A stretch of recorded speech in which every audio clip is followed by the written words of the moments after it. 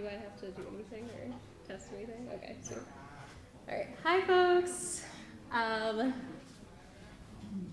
Thank you, first of all, for such a wonderful presentation. And I just want to thank Brianda for inviting me to present here and for all of you guys.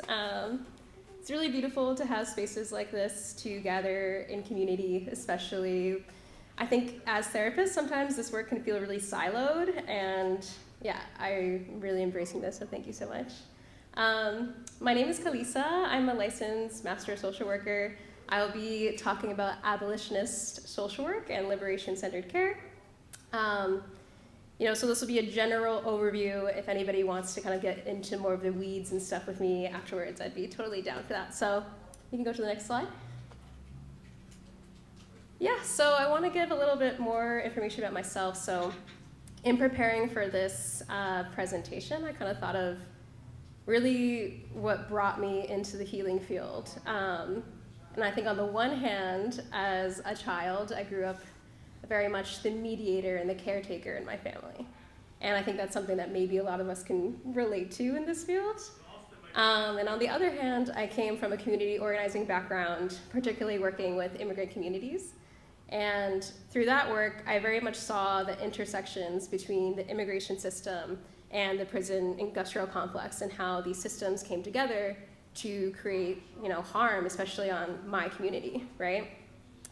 And so what I noticed also is that after, this harm would happen and this very state-sanctioned specific trauma, there was a lack of therapists and healers who, one, could speak Spanish, for the Latinx population, and then also were culturally sensitive and aware of what was really happening, right? And so I decided to go to get my social work degree. And it was mid-pandemic, so if you could imagine, it was very siloed, but, to say, I think amongst that time, there was also off the hinges of the Black Lives Matter movement, and there was this, interrogation of policing and prisons, and how that they perpetuate harm, especially upon Black and brown and low-income communities, right? And so this translated into really beautiful and instructive conversations by the Network to Advance Abolitionist Social Work that really inspired me as a young professional in the field to kind of, one, be critical about the social work field, but also to see the intersections in which the prison industrial complex and this carceral logic, which we'll get into, really was steeped in the field as well. So you can go to this one. So I think a good place for us to start is, what is abolition? You can go to the next one. Yeah, so abolition started with the movement to abolish chattel slavery. This legacy just kind of, is really, really important to the modern abolition movement. Just to kind of set scenes for folks, during the institution of slavery, for the white planter society and the United States economy, slavery was integral to that system. So very much questioning whether or not slavery could be abolished was completely unfathomable to a lot of the people at the time, right? And I think this is important, setting up this conversation, because as we know, of course, the abolition of slavery did end up being successful, right? And it's important to know that we make the impossible possible every day. So I just want people to consider that when they're thinking about this. And so this book by Angela Davis really does a really great job of kind of showing the historical transformations of this racist capitalism, how slavery has transformed from slavery to the convict leasing system, to black codes, to Jim Crow, and to war on drugs, and what now we know and can name as mass incarceration, right? And I think this is also really, really significant, especially in this time, right? Because we see how detention centers are being, raised up from the ground everywhere around us. We see how this narrative of policing and incarceration continues to be perpetuated, especially by this administration, right? And so you can go to the next slide. Yeah, so the prison industrial complex, on the one hand, is profitable. There are a lot of greedy hands in this, bowl of prison pie. And, to say is that, like, on the one hand, you have, people who are incarcerated, who are forced into labor for cents on the dollar, right? And a lot of businesses, United States, businesses are relying on that labor in order to make goods. And also, there's things like JPay, where you have to, like, pay to email somebody who's, a family member or a loved one who's incarcerated. You also have to pay for phone calls and things like that.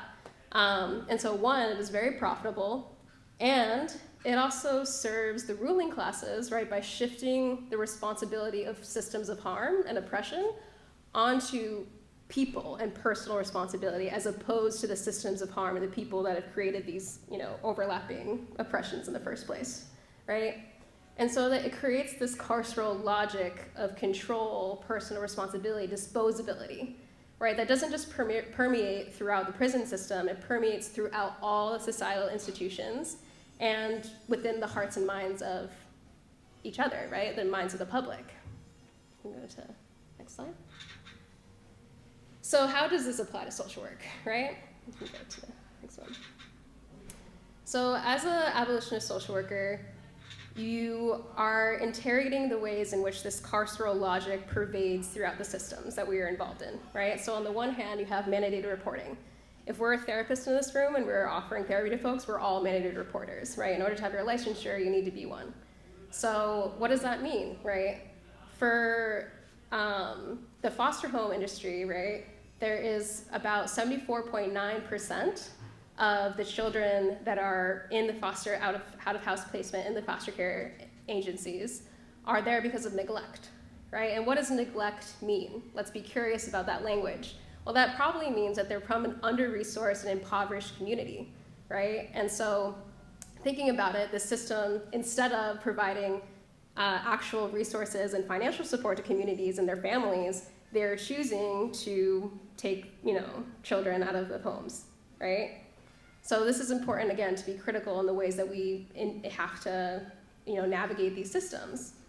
Also, there's this privileging of westernized perspectives of care, right? And so kind of like what Anna was talking about, when you go to your social work program or your licensed mental health counseling program, you are steeped in Freud, psychoanalysis, CBT, DBT, all of these, evidence-based practices that are, one, being created by majority white people, and also being tested in, like, white populations, right? And so it's privileging, these perspectives of care over indigenous practices and over somatic practices and over like cultural practices of healing, right?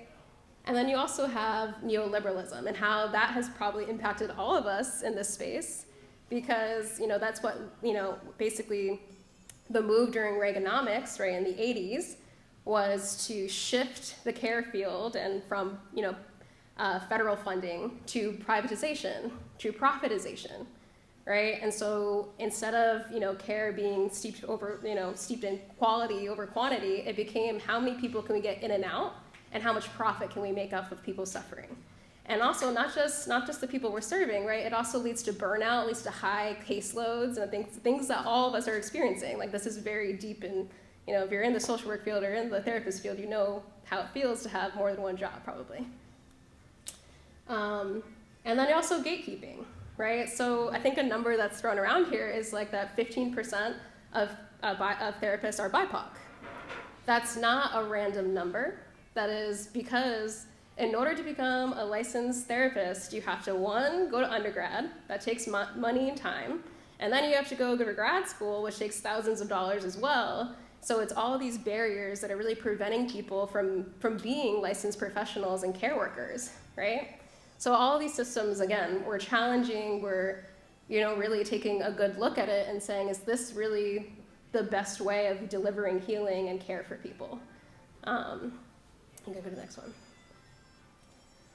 So what I think is a mixed conception about abolition is that it's only about dismantling systems and tearing things down, which on the one hand, yes, there is that. But then also, it's about creating, right? And so, abolition really is concerned with harm. And it notices that the prison industrial complex and all of the systems that are included in this prison carceral logic are perpetuating harm upon communities of Black and brown and low-income folks, and that this is a harm that we're deeply concerned about and don't think that it's being adequately addressed by this one privileging of the prison industrial complex as being the answer to all social problems, right? And to be quite honest, the prison industrial complex, policing and things like that, have never delivered their promise on, real community safety and care, right? I mean, if you guys just saw the mayoral debate a couple of days ago, they were talking about building more police into subways as if that is going to be successful. But what we know as New Yorkers going to the subway, it's like we see police just on their phones chilling all the time, and do we feel safer? No, right? So there's just one example, but it's really about addressing the root harms, systemic harms. And if you guys want to feel inspired, I really recommend looking into 1 Million Experiments. It's a community-funded website that posts and highlights a lot of really great community organizing and programming that are really shifting the narrative of community care, community healing. And it's really inspiring, so I want to privilege that. But they also have this one quote, which I think is really, really important, that there's no one answer to how we get free. There are 1 million. So all of us here can be a part of that change. Good. So if you would allow me, I'm going to have us kind of do a group imagining practice. So Miriam Kaba is one of the really prominent voices in the abolition field. And what she, kind of tells us is, what can we imagine for ourselves in the world, right? And so I want everyone to close their eyes so it feels comfortable. Okay, I'm gonna set a little bit of the stage. So I want you to think of if you could completely draw with a blank slate the way that our social systems are, the way that housing is, social work, elderly and aging care, health care, what would that look like? What would that smell like, feel like, be like? Can you imagine it? I want you to be bold, unrealistic, creative. We're living under this narrative, and create your own. You take a couple of breaths, and we'll come back into the space.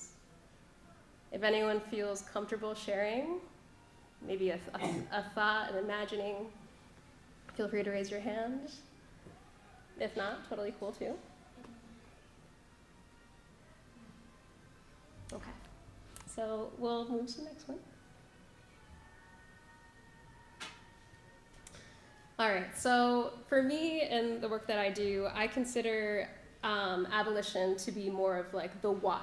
Why am I doing this and why is it significant? What are the values that I hold? And liberation-centered care is the how. So we can move into the next one.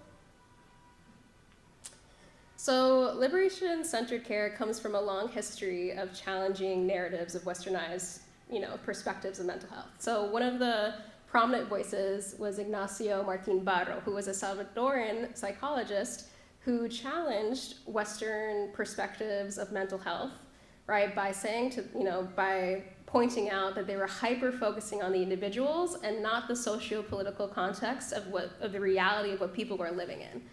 And essentially, that healing is not just something you can do on one's own, it includes the collective, it includes the historical processes, and everything that was, a part of that person's upbringing, right? So, AKA the personal is political, right? And that healing requires collective liberation and it cannot be separate from. And you also have Frantz Fanon, who also really explored the psychology of racism and how that perpetuates within outcomes of mental health, but also how it also impacts oppressors and the oppressed alike in really deep psychological ways and wounds. And so it's important to recognize these things because, the legacies of colonialism really impacted people's humanity and ability to express themselves and be with themselves and have caused ongoing and lasting emotional and mental scars. So to be a liberation-centered therapist, there are a couple things that we live by, right? So not only do we acknowledge systemic harm and historical processes, we also embrace the dismantling of these systems. We work, and that can be big and that can be small, but we work towards that liberation. So on the one hand, you name the ways in which like white supremacy, cis heteropatriarchy, colonialism, capitalism, how that has shaped mental health outcomes, right? And you also hold space for big emotions. So when people have anger, grief, sadness, rage, or resistance to these systemic harms, we see that as valid and to be open into the space. Another is centering the client's agency and wisdom over clinical authority, right? So, like kind of what Anna was talking about, there are so many different types of cultural practices and ways of healing and being that we have to realize we don't have all of the knowledge, and we're not on our high horse, being able to like look down and be like, this is what you should do. Often it's a collaborative effort of healing, right? So also bringing in ritual, bringing in culture, religion, spirituality into the space. And then the last one is that we acknowledge that distress is not just biochemical, psychological experience, right? It is a deeply spiritual and political crisis that is happening around us. So just to kind of make this a little less theoretical and more into the room, right? So how does this show up when I work with, folks? So the particular clients that I usually serve are queer BIPOC folk. And so a lot of what comes up is these underlying feelings of not being good enough and also being too much, right? And I think from a CBT lens, you'd be like, oh, that is a maladaptive or a distorted thought or a negative self-belief. But what we know is that it's actually rooted and makes a lot of sense that you're responding to a world and a society in which is telling you that you are something to be feared, right? And how that manifests in the family system. So instead of moving into, oh, well, is that thought serving you, which is what CBT would do, I'm holding space for that feeling. I'm asking, where does that live in your body? I'm being curious, can we sit with it for a moment? Can we feel it? Where are spaces in which you feel alive and seen?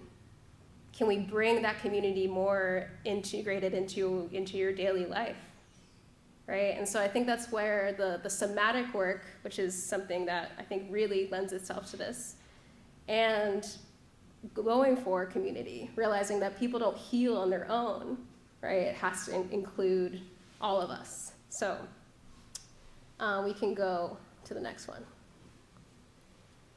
So if you would, I'm gonna invite everyone to do a somatic practice with me. So if everyone could get out of their seats, if you feel more comfortable sitting, that's cool, but we're gonna be swaying, we're gonna be stretching. So queuing up the song.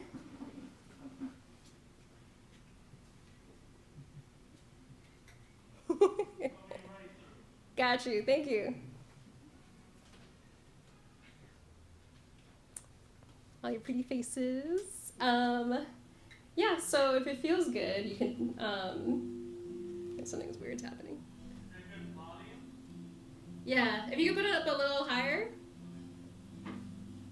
Okay, so we're gonna start off with a sway. Ooh, we'll do a sway. Now we're gonna do some head circles to one side, to the other side, sorry.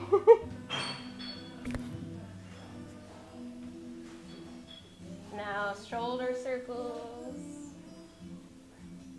to one side, to the other side. Do a crossover of the arms. Take some deep breaths. To the other side. Now some Some hip circles to one side, to the other side. Now I just want to see if you can let yourself vibe a little bit. So listening to the music, catching a vibe. If there's any areas that need a little more stretch, you can always do that.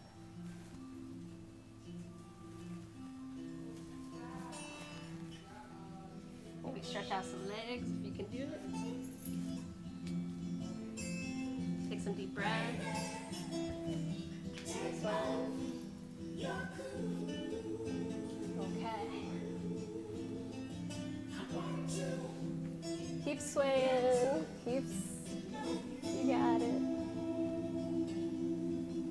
Maybe it's feeling a little embarrassing, swaying in front of people, but I trust it's good.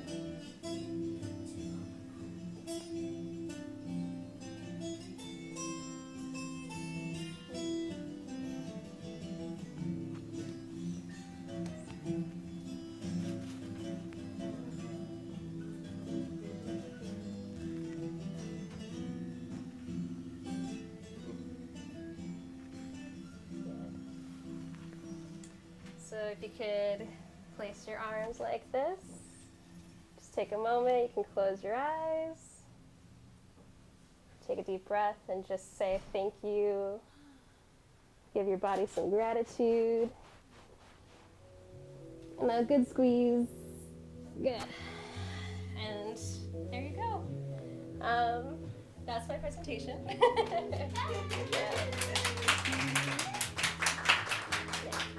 Hope you guys enjoyed it.